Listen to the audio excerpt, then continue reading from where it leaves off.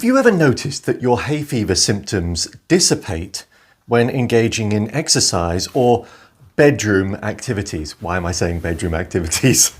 I don't mean making the bed. So if you're unlike me and always exploring and trying new things and pondering and wondering about things, you may not have noticed it, but I certainly have over the years. And it's always got me thinking. Every year I think, okay, now I'm engaging in exercise, and all of a sudden my blood vessels open, because of course exercise would create or have a vasodilatory effect. And it seems that my hay fever symptoms also dissipate. And so then I start to think, okay, is that because of endorphins? And then when I think about other activities, are those other neurochemicals having an effect? So over the years, I've also explored a variety of natural protocols to help eradicate or reduce the symptoms of hay fever. I avoid pharmaceuticals like the plague, as you probably know if you've been following me. Therefore, I'm always looking for alternative options. And the same is true for antihistamines. I don't know about you, but most antihistamines either leave me with a headache or totally blocked sinuses or just a foggy mind, low energy. They all have a significant list of negative side effects.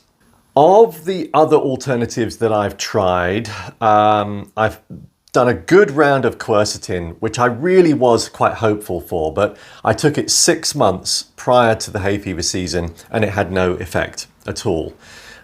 Nettle, stinging nettle, has had some of a benefit. I've tried local honey. Now, either I'm not finding the right local honey or it just is one of those myths, I don't know, or it just simply doesn't work for me. And this is probably where I make the point that I make pretty much on most of my videos.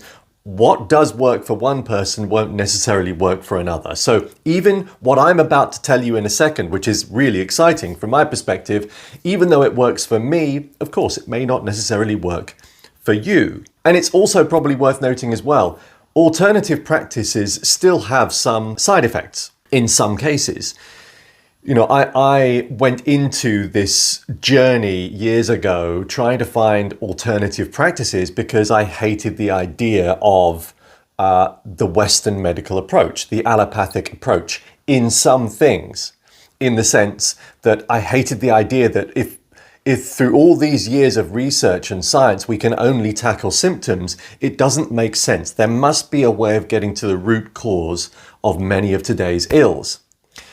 Now, I don't think necessarily that we still have an answer yet for hay fever, but step forward Epimedium brevicornum, also known as yin yang huo, I think I pronounced that correctly, or its other more widely used name, Horny goatweed.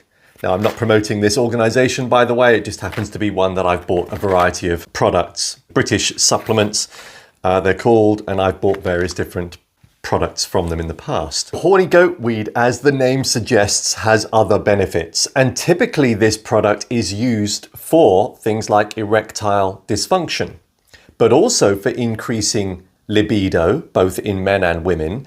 What it also does is increases nitric oxide and acts as a vasodilator. It helps to move blood flow to the sexual region. So it's great for both men and women. It's also said to be brilliant for menopausal women as well. I mean, it's kind of got a long list of potential areas of interest. From a Chinese medicine perspective, it is said to circulate qi and increase qi. And the main component within this flower, or I think it's a lichen, is icarin, which is the compound known for its aphrodisiac effects as well. So, I mean, it's a really wonderful plant, and I love the fact that it is out there and that we discovered it as humans. So apparently, and I believe it was in China that they first discovered this, goat herders recognized that goats were eating this lichen or flower and then getting really frisky afterwards. Now, I don't know what happened as in, oh, there's a goat getting frisky, what are they eating? Maybe I should consume it as a human. I don't know the transition of how that happened, but apparently that's the story. And you know, also it is said, if you do your research, to be one of these potential anti-aging products as well, in that it reduces wrinkles, and of course it's increasing blood circulation, which of course would have an anti-aging benefit. It's therefore very, very good for people with hardened arteries. So when I was pondering on this whole, when I exercise my symptoms reduce, why might that be? And then I began to think, yes, horny goatweed. I'd heard about this before and my little brain started to put two and two together, and then I decided to experiment. And of course, after I experimented with it, I then did a bit of research on the internet, and it seems that other people are also taking this for hay fever as well. Now, why might it work? I guess it could be endorphin increase. It could be to do with the nitric oxide increase. In other words, opening up the blood vessels. That will definitely have an impact on your nasal cavity. But why else? I don't know. Is it the Icarin? Who knows? But whatever it is, it definitely works for me. Now, the other thing I did notice is you do feel a bit flushed. So you do get a little bit of a red face.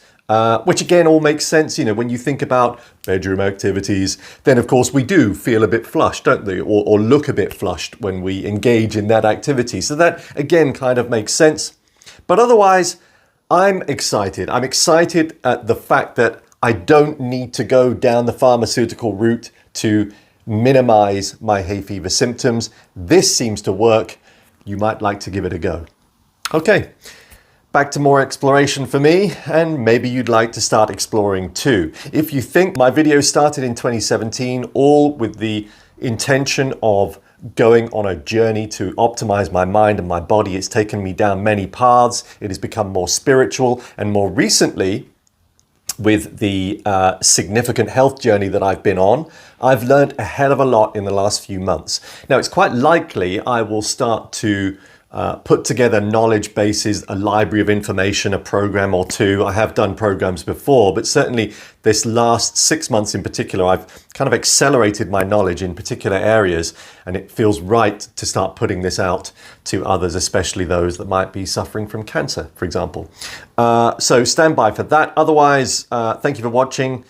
Keep an eye out for my videos. I'm putting lots of shorts out there as well. So hopefully those little short videos are useful, just a quick burst of information, stuff that I've learned along the way. Otherwise, there you go. Bye for now. Have a good weekend. Ta-ta.